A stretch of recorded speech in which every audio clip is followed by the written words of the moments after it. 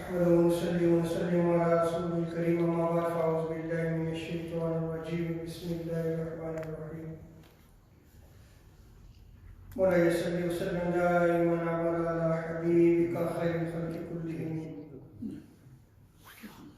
اللہ رب العزت کا بیان فکر اور احسان عظیم ہے کہ جس نے ہمیں اس ہفتہ وار بابرکت درس حدیث کی بابرکت محفل میں اکٹھے ہونے کی توفیق عطا فرمائی اور سب سے بڑھ کر یہ کہ ہمیں دولت ایمان سے بہرامد فرمایا۔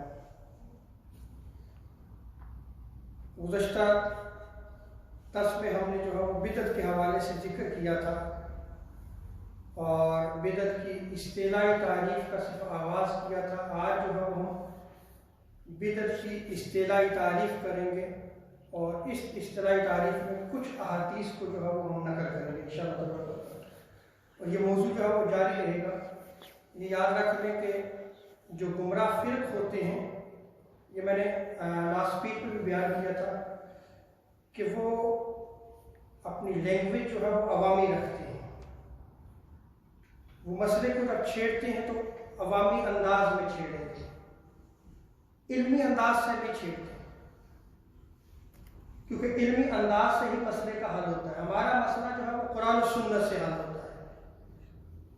جب تک ہم قرآن و سنت کی طرف رجوع نہیں کریں گے، قرآن و سنت کو نہیں سمجھیں گے، ہم اصل مقصد کی طرف نہیں آ سکتے جو اتحاد امت ہے۔ وَاعْتَصِمُوا بِحَبْلِ اللَّهِ جَمِيعًا وَلَا تَفَرَّقُوا، اس کی عملی مثال پیش نہیں ہو سکتی۔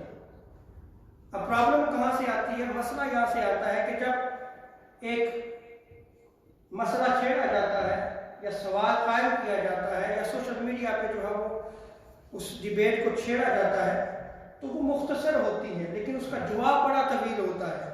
اب اس جواب کو حاصل کرنے کے لیے ہمارے پاس ٹائم نہیں ہے، ہم شارٹ کٹ دین چاہتے ہیں، ایوری تھنگ شارٹ کٹ، بس جس سے کیا ہوتا ہے کہ دین کے جس باب میں فتنہ بپا ہوتا ہے وہ فتنہ آہستہ آہستہ آہستہ ہمارے گھروں میں، ہماری نسلوں تک پہنچے گا۔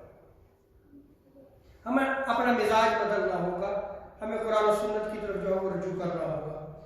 تو سب سے پہلے میں اکابر علماء و محدثین نے جو بدعت کی تعریف کی ہے اس کو نقل کروں گا، اور اس کے بعد جو ہے وہ احادیث کا سلسلہ شروع ہوگا کہ آقا علیہ الصلوۃ والسلام نے جو ہے وہ اس حوالے سے کیا امت کی جو ہے وہ رہنمائی فرمائی ہے۔ سب سے پہلا حوالہ جو ہے وہ میں شیخ ابن تیمیہ مجموع الفتاوی میں بدعت کی تعریف کرتے ہیں۔ آپ غیر مقلد امام ہیں، وہ تعریف کرتے ہیں کہ بدعت سے مراد ایسا کام ہے جو اعتقادات یعنی عقیدہ، بلیفز، عبادات، ورشپس، عقائد اور عبادات میں کتاب و سنت اور اخیار امت یعنی جو امت کا جن چیزوں پہ اجماع ہو چکا ہے، اس اخیار امت کے اجماع کی مخالفت کرے، وہ کام بدعت ہے۔ وہ کام کیا ہے؟ بدعت ہے۔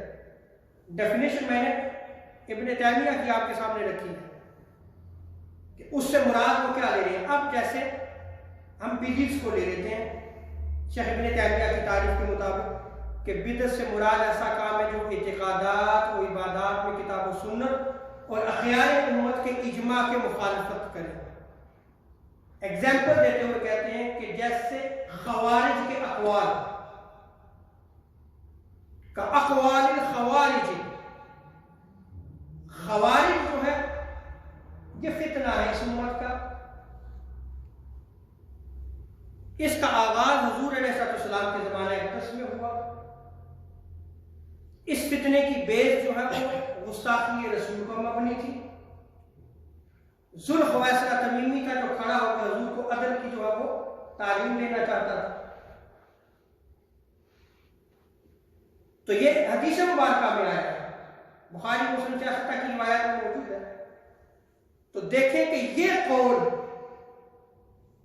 کہ وہ نبی کو جو ہے وہ عدل کی جو ہے وہ ترغیب دے رہا تھا، یہ بدعت تھی۔ بعد میں وہ خوارج جب باقاعدہ منظم ہوئے اور حضرت مولا علی مرتضیٰ کرم اللہ وجہ کریم کے دور میں باقاعدہ منظم ہوئے، انہوں نے صحابہ پہ کفر و شرک کے فتوے لگائے۔ مولا علی مرتضیٰ کرم اللہ وجہ کریم کے خلاف فتویٰ دیا۔ پھر کہا کہ ہم اسلامی ریاست بنانا چاہتے ہیں۔ اب اسلامی ریاست میں جب انہوں نے جو ہے وہ باقاعدہ ایک الگ اسٹیٹ قائم کی اور مسلمانوں کو مشرک قرار دے دیا۔ میں اقوال مختصراً آپ کے سامنے نقل کر رہا ہوں۔ وہ قرآن بھی پڑھتے تھے، نمازیں بھی بڑی پڑھتے تھے، زہد و ورع و تقویٰ بھی تھا، لیکن ان کے جو اقوال تھے وہ بدعت گمراہی بن رہی تھی۔ اسی طرح ابن تیمیہ فرماتے ہیں روافض رافضی جو ہے ان کا قول کیا ہے کہ نعوذ باللہ من ذالک وہی جو ہے وہ حضرت مولا علی اور مرتضیٰ کرم اللہ وجہ کی طرف آنی تھی، غلطی سے جبریل امین حضور علیہ السلام کی طرف لے گئے۔ دیکھیں یہ قول بھی کیا ہے، یہ بدعت گمراہی ہے۔ میں نے صرف آپ کے سامنے جو ہے وہ دو ایگزامپل رکھی ہیں۔ ابن تیمیہ نے قدریہ کا بھی ذکر کیا ہے اور جہیمہ کے عقائد کا بھی ذکر کیا ہے۔ یہ بدعت تھی کہ اس میں دین کی اصل موجود نہیں تھی، وہ سنت کے ساتھ ٹکراتا تھا، وہ عقیدہ، وہ بیلیف، وہ عمل، وہ نیا کام،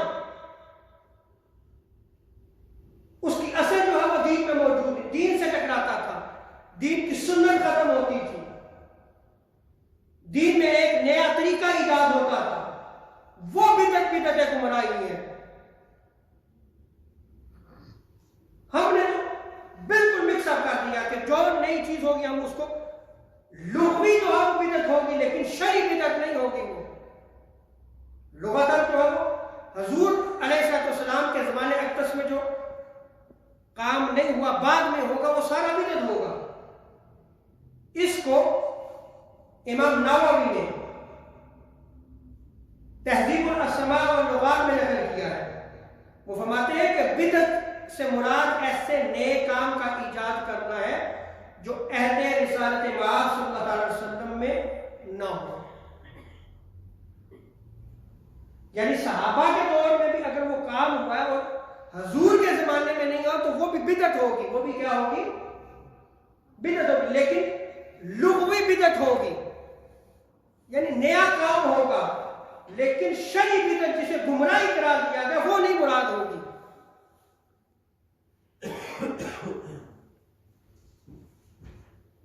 اب اعتقادات میں سے آپ دیکھ لیں،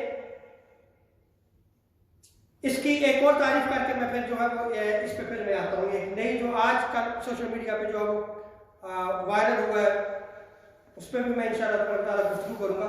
ابن رجب حنبلی جامع العلوم والحکم میں بدعت کی تعریف کرتے ہیں۔ آپ فرماتے ہیں کہ بدعت سے مراد ہر وہ نیا کام ہے جس کی شریعت میں اصل موجود نہ ہو، شریعت میں جو ہے وہ اصل موجود نہ ہو، جو اس پر دلالت کرے، لیکن ہر وہ معاملہ جس کی اصل شریعت میں موجود ہو وہ شرعاً بدعت نہیں ہے۔ اب میں مثال دیتا ہوں، جیسے ہم میلاد کرتے ہیں، اس کی اصل شریعت میں موجود ہے، اس کی اصل شریعت میں موجود ہے۔ کیسے؟ آپ سوال کر سکتے ہیں کہ کیسے اس کی اصل موجود ہے؟ جیسے حضور علیہ السلام کی ولادت باسعادت کا ذکر کرنا، یہ اصل ہے اور وہ موجود ہے کہ خود حضور علیہ السلام نے صحابہ کی مجلس میں جو ہے وہ اپنی ولادت باسعادت کا ذکر کیا۔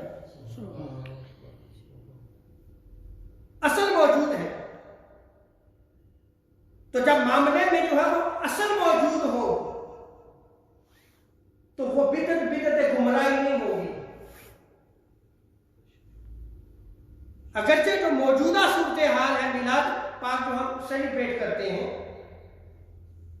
اس کی موجودہ جو صورت ہے یہ آقا علیہ السلام کے زمانہ اقدس میں جو ہے اس طرح سیلیبریٹ نہیں کیا گیا، کام نیا ہے، بدعت ہے، لیکن آپ اس کو بدعت گمراہی قرار نہیں دے سکتے، اس لیے کہ بدعت گمراہی وہ ہوگی، وہ بدعت سیاح ہوگی، وہ بری بدعت ہوگی کہ جس کی اصل موجود نہ ہو، شریعت میں جس کی اصل موجود نہ ہو، جس سے سنت اٹھتی ہو، جو سنت کے ساتھ ٹکراتی ہو یا جو دین کے مخالف ہو، وہ کام جو ہے وہ بدعت گمراہی ہوگی، وہ بدعت سیاح ہوگی۔ وگرنہ جو ہے آپ صحابہ کرام کے زمانہ سے دیکھ لیں، جیسے میں نے پچھلے درس میں بھی جو ہے وہ مثال دی تھی آپ کو، تراویح کی آپ مثال لے لیں، حضور کے زمانہ میں جو ہے باجماعت ایک امام کے پیچھے پورے رمضان المبارک قرآن ختم کرنا جو ہے نئی عمل تھا، سیدنا عمر فاروق نے اور کام بھی شروع کیا، اور کیا ہمارے نعم حاضر بدعت، کتنی خوبصورت بدعت ہے۔ اذان ثانی کو آپ دیکھ لیں جمعے کے روز، حضور کے زمانہ میں نہیں تھی۔ بہت ساری مثالیں جو ہیں انشاءاللہ میں حدیث مبارکہ کی روشنی میں نقل کروں گا، لیکن میں اشارہ دیتے ہوئے جا رہا ہوں کہ بدعت سے مراد وہ نیا کام جس کی شریعت میں کوئی اصل موجود نہ ہو، لیکن ہر وہ معاملہ جس کی اصل شریعت میں موجود ہو وہ شرعاً بدعت نہیں ہے، اگرچہ وہ لغوی اعتبار سے بدعت ہوگا، لغوی اعتبار سے ہم اسے بدعت کہیں گے کہ یہ نیا کام ہے۔ ابن رجب حنبلی جو ہے وہ آگے مزید اس کی وضاحت کرتے ہیں کہ جس کسی نے بھی کوئی نئی چیز ایجاد کی پھر اس کی نسبت دین کی طرف کر دی، نئی چیز ایجاد کی جو حضور کے زمانہ میں نہیں تھی، حضور نے نہیں کی بات، لیکن وہ نسبت کس طرف کر رہا ہے؟ دین کی طرف کر رہا ہے، حالانکہ دین میں اس کی اصل موجود نہ ہو، دین میں اس کی اصل موجود نہ ہو تو وہ چیز اسی شخص کی طرف لوٹائی جائے گی جس نے جو ہے اس کی بنیاد رکھی ہے، اس کا دین کے ساتھ وہ تعلق نہیں ہوگا کیونکہ اس کی اصل موجود نہیں ہے، وہ دین کے ساتھ اقرار نہیں، وہ سنت کے مخالف ہے۔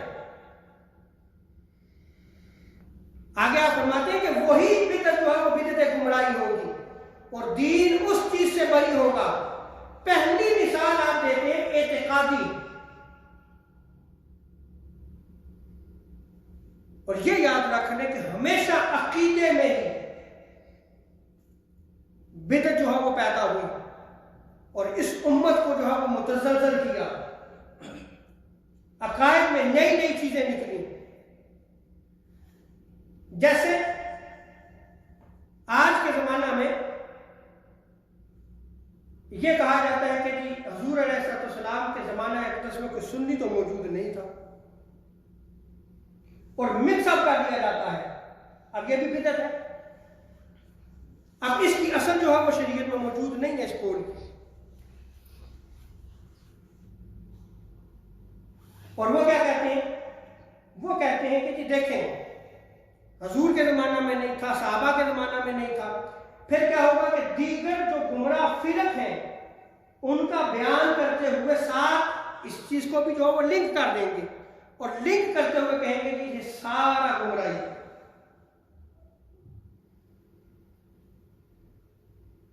اب جو انہوں نے کہا کہ یہ چیز ہی گمراہی ہے، اب اس پہ میں جو ہے وہ حدیث دیتا ہوں کہ یہ گمراہی نہیں ہے۔ اہل سنت و جماعت کہاں سے جو ہے یہ ٹائٹل ملا؟ یہ ٹائٹل جو ہے وہ کسی امام نے نہیں دیا، یاد رکھ لیں، یہ امام کا دیا ہوا نہیں ہے، یہ خود حضور علیہ السلام کی عطا ہے، حضور نے یہ ٹائٹل دیا ہے۔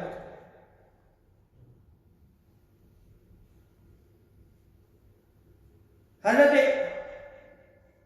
ارباز بن ساریہ روایت کرتے ہیں اور اس روایت کو جامع ترمذی میں نقل کیا گیا، سنن ابو داؤد میں بھی نقل کیا گیا ہے ابن ماجہ میں بھی، مسند احمد بن حنبل میں بھی، صحیح ابن حبان میں بھی، امام طبرانی نے معجم الکبیر میں، سنن دارمی میں بھی اس روایت کو نقل کیا۔ راوی بیان کرتے ہیں کہ ایک روز آقا علیہ السلام نے ہمیں صبح کی نماز پڑھائی اور حضور نے ہمیں بڑی بلیغ نصیحتیں فرمائی۔ یہ حضور کی سنت ہے کہ آپ دین کی تعلیم دیتے تھے۔ فجر کے بعد جو ہے وہ آپ کا درس شروع ہوا۔ راوی بیان کرتے ہیں کہ آقا علیہ السلام نے جو ہمیں درس دیا، ہم سارے زار و قطار رونا شروع ہوئے، ہمارے دل کانپ اٹھے۔ ایک شخص جو ہے وہ بارگاہ مصطفیٰ صلی اللہ علیہ وسلم میں عرض کرنے لگا، یا رسول اللہ صلی اللہ علیہ وسلم، روتے ہوئے کہنے لگا، لگتا ہے یا رسول اللہ یہ الوداعی نصیحت ہے، آپ ہم سے رخصت ہو رہے ہیں، لہذا ہمیں کوئی وصیت فرمائیے۔ تو سید عالم صلی اللہ علیہ وسلم نے پہلی وصیت فرمائی، اوصیکم بتقوی اللہ، میں تمہیں اللہ کا خوف دلاتا ہوں، تقوی اختیار کرو۔ دوسرا حضور علیہ السلام نے ارشاد فرمایا کہ حاکم وقت کے فرما بردار رہنے کی وصیت کرتا ہوں، اگر وہ دین کے مطابق چلتا ہے، دین کے مخالف نہیں ہے تو تم اس کا حکم مانو، اگرچہ جو ہے وہ ایک حبشی غلام تمہارا حاکم بن جائے۔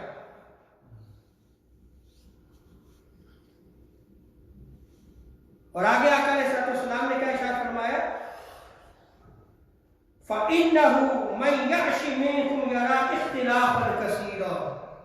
صحابہ کو بیان ہوا کہ پس جو تم میں زندہ رہا تو وہ بہت زیادہ اختلاف دیکھے گا، اختلاف کثیر دیکھے گا۔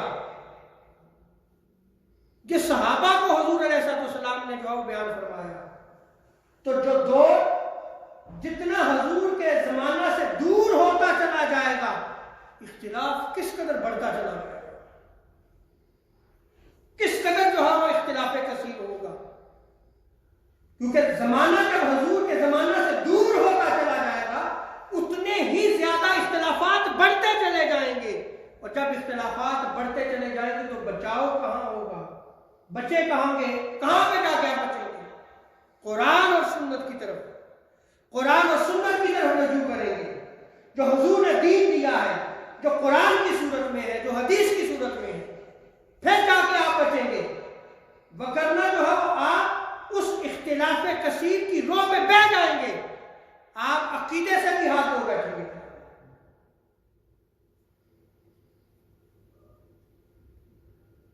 اور آگے آقا علیہ السلام فرماتے ہیں وَإِيَّاكُمْ وَمُحْدَثَاتِ الْأُمُورِ، دین میں نئے کام جاری کیے جائیں گے، ان سے بچتے رہنا۔ کیوں؟ فَإِنَّهَا ضَلَالَةٌ، کیونکہ یہ گمراہی ہے۔ یہ کیا ہے؟ گمراہی ہے۔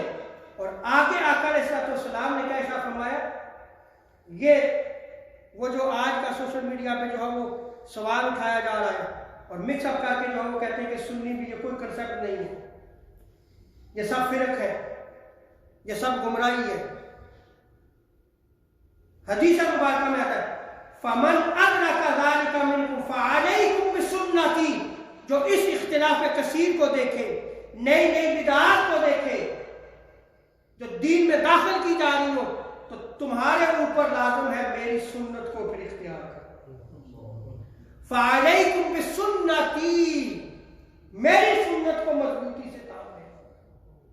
یہ ہے اہل سنت و جماعت، اہل سنت، یہ ٹائٹل ہے سنیت کا کہ تم میری سنت، میرے طریقے کو اختیار کرنا، میرے طریقے کو نہ چھوڑنا، میری سنت کو نہ چھوڑنا، اس کو مضبوطی سے پکڑ لینا۔ اور آگے شاہ فرمایا وَسُنَّتِ الْخُلَفَاءِ الرَّاشِدِينَ الْمَهْدِيِّينَ عَضُّوا عَلَيْهَا بِالنَّوَاجِذِ، حضور نے شاہ فرمایا کہ پھر تم خلفائے راشدین المہدیین کی سنت کو بھی مضبوطی کے ساتھ تھام کے رکھنا۔ یہ ٹائٹل ہے جو حضور علیہ السلام نے عطا کیا۔ اور آگے آپ کہہ سکتے ہیں کہ جماعت، آئیں اس کو بھی دیکھ لیتے ہیں حدیث مبارکہ میں۔ جامع ترمذی کتاب الفتن میں اس روایت کو نقل کیا گیا، اور امام ترمذی نے جو باب قائم کیا ہے، باب ما جاء فی لزوم الجماعہ، کہ جماعت کا دامن مضبوطی سے تھام کے رکھنا، یہ باب قائم کیا۔ محدثین کا بھی یہ عقیدہ ہے، وہ بھی اہل سنت و جماعت سے باہر نہیں نکلتے۔ اور اہل سنت و جماعت کون ہے؟ حنفی، شافعی، مالکی، حنبلی۔ وہ اس ٹائٹل سے باہر نہیں رکھتے، کیونکہ یہ ٹائٹل آقا علیہ السلام کا عطا کیا ہوا ہے۔ حضرت عبداللہ ابن عمر رضی اللہ تعالیٰ عنہما روایت کو نقل کرتے ہیں، قال قال رسول اللہ صلی اللہ علیہ وسلم ان اللہ لا یجمع امتی، اور قال امت محمد صلی اللہ علیہ وسلم علی الضلالہ۔ حضور شاہ فرماتے ہیں کہ میری امت جو ہے وہ کبھی بھی گمراہی پہ اکٹھی نہیں ہو سکتی۔ وَيَدُ اللَّهِ مَعَ الْجَمَاعَةِ، اللہ کا ہاتھ جماعت پر ہے، اللہ کا ہاتھ جماعت پر ہے۔ یہ ہے اہل سنت و جماعت۔ اور آگے آقا علیہ السلام فرماتے ہیں من شد شد الی النار، جو جماعت سے جدا ہوا وہ آگ کی طرف جائے گا، آگ میں ڈالا جائے گا، جہنم میں جائے گا۔ اور دوسری روایت جس میں آقا علیہ السلام نے کیٹاگوریکلی جو ہے وہ جماعت کا دامن تھامنے کے لیے ارشاد فرمایا، حضرت عبداللہ ابن عمر رضی اللہ تعالیٰ عنہما روایت نقل کرتے ہیں، جامع ترمذی میں اس روایت کو نقل کیا گیا، سنن امام نسائی نے سنن الکبریٰ میں اس کو نقل کیا ہے، امام اسقلانی نے فتح الباری میں نقل کیا ہے۔ آقا علیہ السلام سے فرماتے ہیں علیکم بالجماعۃ و ایاکم والفرقہ، کہ تم پر جماعت کا دامن تھامنا لازم ہے، جماعت کے ساتھ منسلک رہو، جماعت کے ساتھ رہو، اور فرقہ سے بچو۔ حضور نے کیا ارشاد فرمایا؟ فرقہ سے بچو۔ اب آپ مجھے یہ بتائیں جو سوشل میڈیا پہ آج چل رہا ہے، وہ سارے گمراہ فرق کو لے کے اہل سنت و جماعت کو بھی اس میں داخل کر کے ایک نئی سوچ، ایک نیا دین، ایک نئی فکر، ایک نئی طرز جو ہے وہ بیان کر رہا ہے۔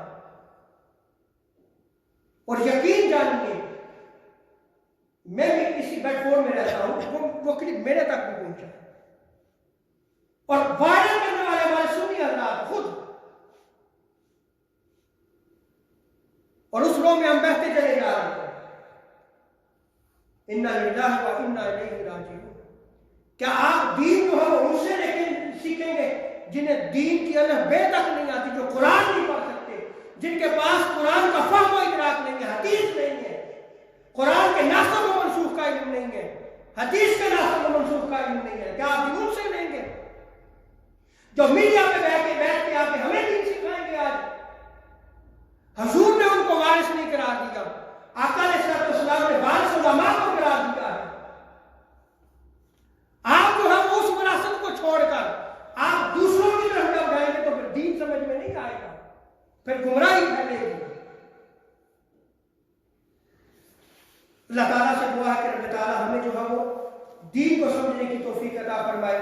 یہ میں نے ابھی صرف 2 حدیثیں یا 3 حدیثیں، ایک نیا مسئلہ تھا تو میں نے کہا کہ اس کو میں بیان کرتا چلا جاؤں، لیکن یہ تعریف اور مزید احادیث مبارکہ جو ہے وہ انشاءاللہ تعالیٰ جاری رہیں گی، اور اس پہ میں احادیث باقاعدہ نقل کروں گا کہ بدعت کی تعریف خود حضور علیہ السلام نے عطا فرمائی ہے، بدعت کسے کہتے ہیں، اور پھر جو بدعت گمراہی ہوتی ہے ایگزامپل خود حضور نے دی ہے، وہ گمراہی ہوگی۔